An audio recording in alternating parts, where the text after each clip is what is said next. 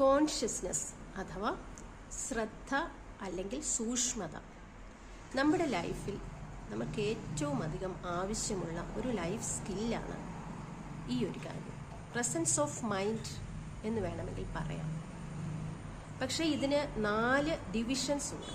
Physical, mental, emotional, അതുപോലെ തന്നെ spiritual.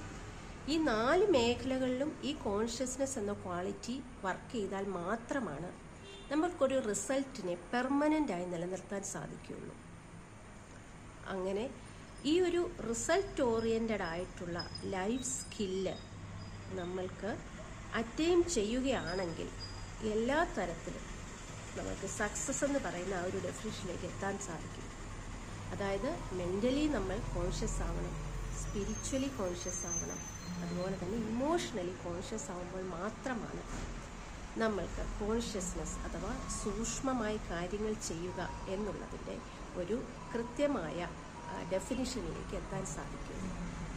അപ്പോൾ എല്ലാവരും വേഗത്തിൽ ചെയ്യുക എന്നുള്ളതല്ല, സാവധാനം ശ്രദ്ധയോടുകൂടി കൃത്യമായ ഡയറക്ഷനിൽ ചെയ്യുക എന്നുള്ളതാണ് കോൺഷ്യസ്നെസ് എന്നതിൻ്റെ യഥാർത്ഥത്തിലുള്ള മീനിങ്.